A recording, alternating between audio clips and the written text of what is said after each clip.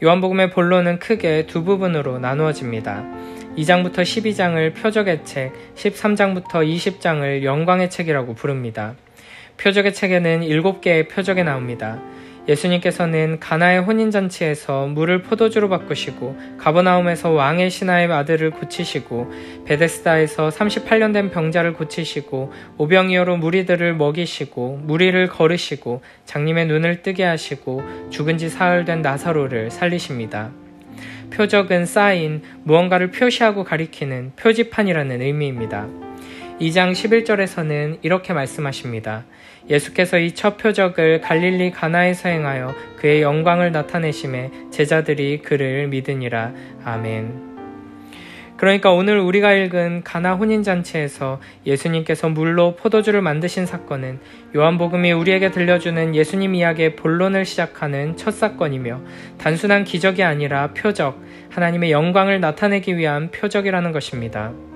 그러므로 손가락이 가리키는 그 대상을 보지 못하고 손가락만 보면서 기적이 우리에게 반복적으로 일어나기를 바란다든지, 이렇게 놀라운 기적을 일으키시는 주님이시니 내가 원하는 이런 것들도 해주실 수 있겠군 하는 식으로 반응하면 안 되고, 이 표적을 통해 하나님께서 우리에게 무엇을 보게 하시는지, 어디를 향하게 하시는지를 잘 살펴야 할 것입니다.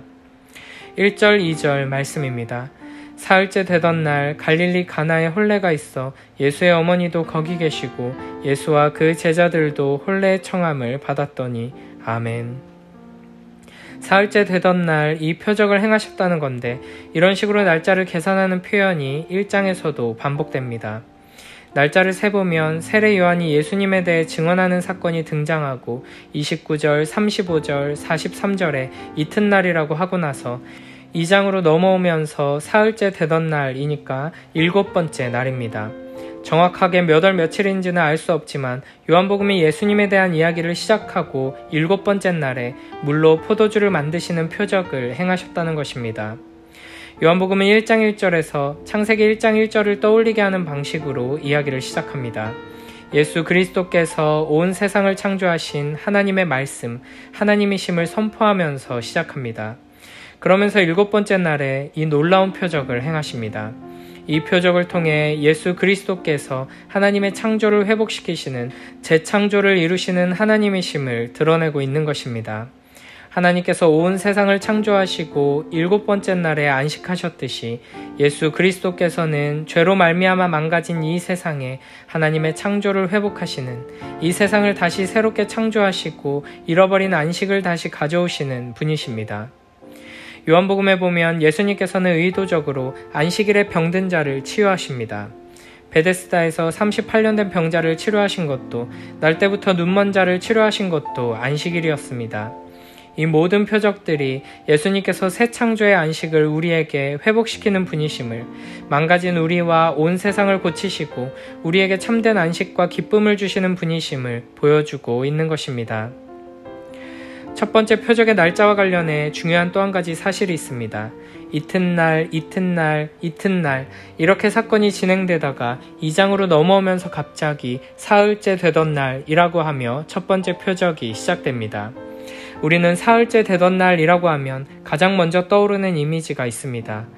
요한복음을 처음 읽은 초대교회 성도들도 사흘째라는 말을 듣는 순간 우리와 같은 것을 떠올렸을 것입니다. 바로 예수 그리스도의 부활, 장사한 지 사흘 만에 죽은 자 가운데서 부활하신 예수 그리스도입니다. 물이 포도주가 되는 표적은 예수 그리스도께서 우리에게 하나님의 창조의 완성, 안식을 가져다주는 분임을 가리키며, 동시에 이 안식은 예수 그리스도의 죽으심과 부활을 통해 우리에게 온다는 것을 드러내고 있습니다. 정말로 그러한지 본문을 더 구체적으로 살펴보겠습니다. 1절, 2절을 보면 갈릴리 가나의 결혼식이 있어서 예수님과 예수님의 제자들이 초대받아 참석하게 됩니다. 그리고 그 자리에는 예수님의 어머니도 계셨습니다. 가나는 갈릴리에 있는 작은 동네입니다. 바로 앞에 구절에서 예수님을 따르게 된 나다나엘의 고향이기도 합니다. 예수님의 고향인 나사렛도 갈릴리 지역에 있는 작은 동네로 가나와 가깝습니다. 이 시대의 유대인들은 결혼식을 할 때 7일 동안 잔치를 열었습니다. 먼 곳에서 온 친척들이 다 모이는 것은 물론이거니와 한 동네에 사는 사람들과 가까운 동네 사는 이웃들까지도 모두 모이는 성대한 잔치가 열렸습니다. 이 당시의 결혼식은 일생에서 가장 중요한 시간이기도 하고 그 집안뿐 아니라 온 마을 공동체에게 가장 중요하고 복되며 기쁜 시간이었습니다. 그런데 3절에 끔찍한 재앙이 일어납니다. 포도주가 떨어진 것입니다. 이 시대의 유대인들의 문화와 전통을 알아야 결혼식 잔치에서 포도주가 떨어진 것이 얼마나 큰 일인지를 이해할 수 있는데 어느 정도였냐 하면 기록에 의하면 결혼잔치에서 포도주가 떨어진 것으로 인해 신부 측에서 신랑 측을 법정에 고소하는 경우도 있었다고 합니다. 그만큼 포도주는 중요한 것이며 포도주가 떨어졌다는 것은 잔치가 끝났다는 것이고 잔치를 주관한 자들에게는 매우 수치스러운 일인 것입니다. 결혼잔치에 포도주가 다 떨어진 것은 이렇게 매우 심각한 문제이고 신랑과 신부에게는 수치스러운 일이며 잔치에 참여한 모두에게는 슬픈 일입니다. 우리는 여기서 성경에서 결혼식과 포도주가 가지는 의미를 한 번 더 정리해야 할 것입니다. 먼저 결혼은 성경에서 가장 중요한 주제 중 하나입니다. 하나님께서는 이 세상을 창조하시고 하나님의 형상으로 남자와 여자를 창조하신 뒤 한 남자와 한 여자가 결혼을 통해 한 몸이 되어 가정을 이루도록 하셨습니다. 이 결혼이라는 제도는 이 세상의 모든 사회와 하나님의 나라를 이루는 기초일 뿐 아니라 하나님과 하나님의 백성의 관계를 나타내는 상징이기도 합니다. 하나님은 우리의 신랑 되시며 우리는 그리스도의 신부입니다. 이스라엘은 시내산에서 모세의 중보로 하나님과 거룩한 혼인의 서약을 맺으며 결혼식을 했고 하나님께서는 성막을 통해 이스라엘과 함께 거하시며 결혼 생활을 시작하셨습니다. 그러나 이스라엘은 더러운 창녀와 같이 하나님을 배반하고 다른 우상들을 섬기며 이 결혼 언약을 깨트렸습니다. 그러나 하나님께서는 끝까지 이 역겨운 죄인들을 포기하지 않으시고 거룩한 신부로 완성하시는 이야기, 이것이 바로 성경의 이야기이며 우리가 사는 이 세상의 진짜 이야기입니다. 그리고 이 이야기는 요한계시록에서 어린 양의 혼인잔치로 끝나게 됩니다. 그런 점에서 예수님께서 행하신 첫 번째 표적이 혼인잔치를 배경으로 하고 있다는 것은 매우 의미심장합니다. 포도주 또한 매우 중요한 의미를 담고 있습니다. 유대인의 문화 속에서 포도주는 기쁨을 상징하고 잔치에서 가장 중요한 핵심이 포도주입니다. 성경에서 포도주는 기쁨과 만족, 즐거움과 축복을 상징합니다. 포도주는 하나님께서 약속하신 그 약속이 다 완성되었을 때 마음껏 마시며 누리는 언약의 성취를 상징하는 음료이며 모든 것이 하나님의 뜻대로 다 이루어지고 완성된 안식과 기쁨을 상징하는 음료입니다. 우리는 오늘 본문의 의미를 제대로 파악하기 위해 고정관념에서 벗어날 필요가 있습니다. 우리는 술에 대해 기본적으로 거부감을 가지고 있습니다. 포도주라는 재료를 통해 성경이 드러내고자 하는 풍성한 의미보다는 술에 대해 가지고 있는 우리의 문화적인 고정관념이 먼저 작용하게 될 수 있습니다. 성경은 분명히 술 취하지 말라 경고하십니다. 그러나 성경은 동시에 포도주를 부족함 없이 마시고 취하는 것을 긍정적인 것으로 묘사하기도 합니다. 창세기 43장 34절 말씀입니다. 요셉이 자기 음식을 그들에게 주되 베냐민에게는 다른 사람보다 5배나 주매 그들이 마시며 요셉과 함께 즐거워하였더라. 아멘. 여기 즐거워하였더라가 취하다와 같은 단어로 히브리어로는 샤카르입니다.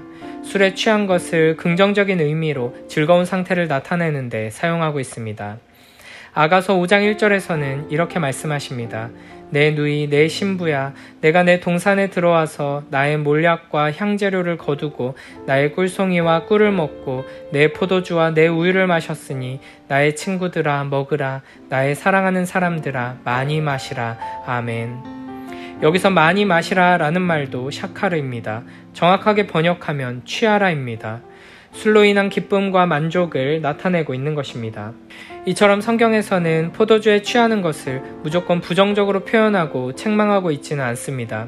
하나님의 축복으로 기쁨으로 묘사되기도 하고 반대로 학계 1장 6절과 같은 곳에서는 마셔도 취하지 못하는 것, 만족하지 못하는 것을 부정적으로 말하기도 합니다. 물론 그러니까 우리가 마음껏 술을 마시고 취해도 된다는 의미가 절대 아닙니다. 우리는 우리가 죄로 말미암아 부패하고 타락한 상태라는 것을 잊지 말아야 합니다. 우리는 죄 가운데 있기 때문에 언약적인 음료, 안식을 상징하는 음료인 포도주를 마음껏 마시며 기뻐하며 누릴 수 있는 상태가 아닌 것입니다. 신명기 29장 5절, 6절 말씀입니다. 주께서 40년 동안 너희를 광야에서 인도하게 하셨거니와 너희 몸에 옷이 낡아지지 아니하였고 너희 발의 신이 헤어지지 아니하였으며 너희에게로 떡도 먹지 못하며 포도주나 독주를 마시지 못하게 하셨음은 주는 너희의 하나님 여호와이신 줄을 알게 하려 하심이니라. 아멘. 이스라엘이 광야를 통과하는 동안 하나님께서는 입을 것과 먹을 것을 주셨습니다. 그러나 포도주는 금지되었습니다. 그런데 신명기 14장 말씀에서는 포도주가 허락됩니다. 신명기 14장 23절 말씀입니다. 내 하나님 여호와 앞 곧 여호와께서 그의 이름을 두시려고 택하신 곳에서 내 곡식과 포도주와 기름의 11조를 먹으며 또 내 소와 양의 처음 난 것을 먹고 내 하나님 여호와 경외하기를 항상 배울 것이니라. 아멘. 신명기 29장은 광야에 있을 때여서 포도주가 금지되었다는 말씀이고 14장에서는 여호와께서 그의 이름을 두시려고 택하신 곳을 얻을 때 허락된다는 말씀입니다. 이처럼 성경 속에서 포도주는 약속의 땅을 차지하였을 때 혹은 하나님께서 주시는 안식이 성취되었을 때 허락되는 것입니다. 신명기 다른 부분들에서도 포도주는 약속의 땅을 차지하였을 때의 즐거움의 도구입니다. 또한 성경은 하나님께서 우리에게 주실 새 언약의 시대를 포도주가 흘러넘치는 시대로 묘사합니다. 요엘 3장 18절 말씀입니다. 그날의 산들이 단포도주를 떨어뜨릴 것이며 작은 산들이 젖을 흘릴 것이며 유다 모든 시내가 물을 흘릴 것이며 여호와의 성전에서 샘이 흘러나와서 시딤 골짜기에 대리라. 아멘. 이사야 25장 6절 말씀입니다. 만군의 여호와께서 이 산에서 만민을 위하여 기름진 것과 오래 저장하였던 포도주로 연희를 베푸시리니 곧 골수가 가득한 기름진 것과 오래 저장하였던 맑은 포도주로 하실 것이며. 아멘.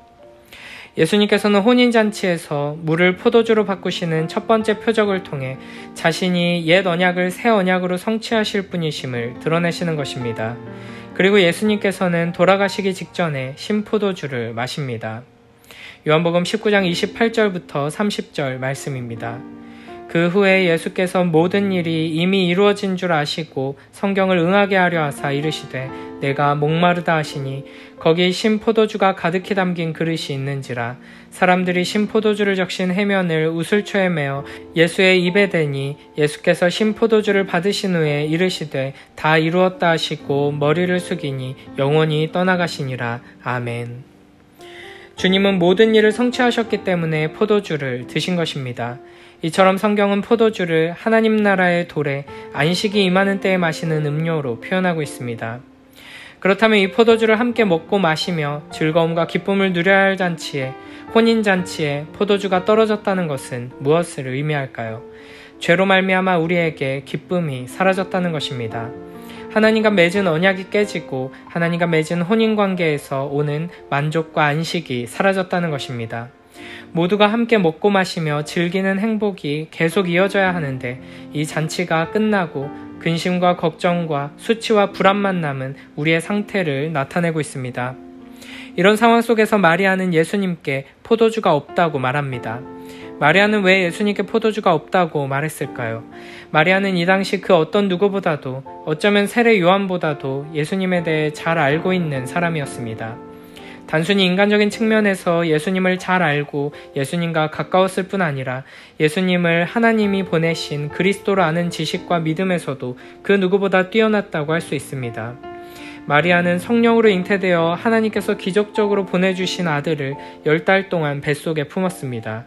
그리고 그 아이에 대한 분명한 계시를 받았습니다.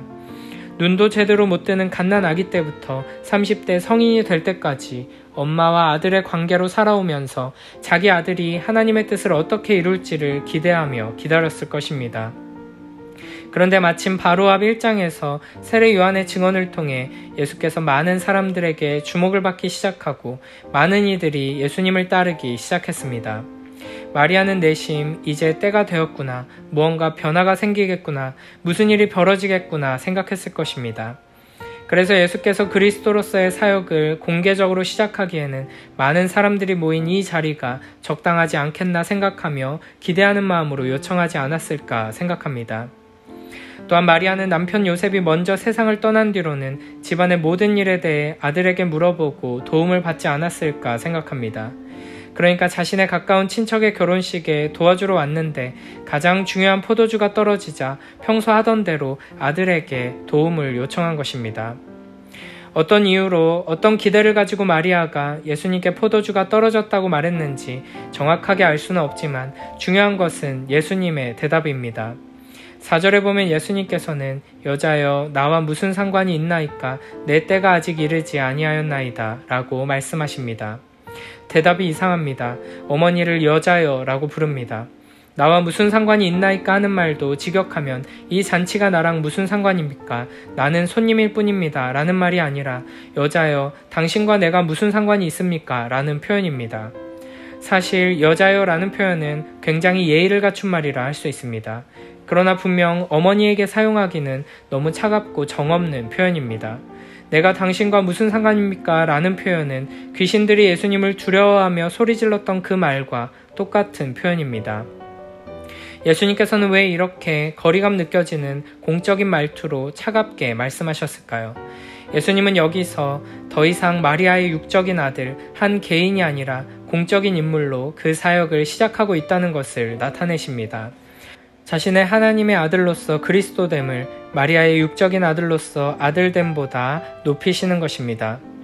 당신과 나는 30여 년 동안 서로 사랑하는 엄마와 아들로 아름다운 날들을 지냈지만 이제 나는 더 이상 당신의 아들로서가 아니라 하나님의 아들로서 그리스도로서 당신에게 말하고 행할 것입니다. 라는 의미입니다. 예수님께서 분명 이와 같은 거절의 말씀을 하시지만 바로 뒤에 가면 물로 포도주를 만드는 기적을 통해 문제를 해결하십니다. 만약 예수님께서 마리아의 이와 같은 말에 내 어머니 하고 답한 뒤에 기적을 행했다면 이 기적을 통해 가리키려 했던 것이 온전히 드러나지 못하게 되었을 것입니다. 예수님은 우리가 갑작스럽게 마주한 어려움과 문제를 해결하고 우리의 육적인 필요를 채워주시는 분으로서 자신을 드러내는 기적이 아니라 하나님의 영광을 드러내는 표적을 우리에게 주기 원하신 것입니다.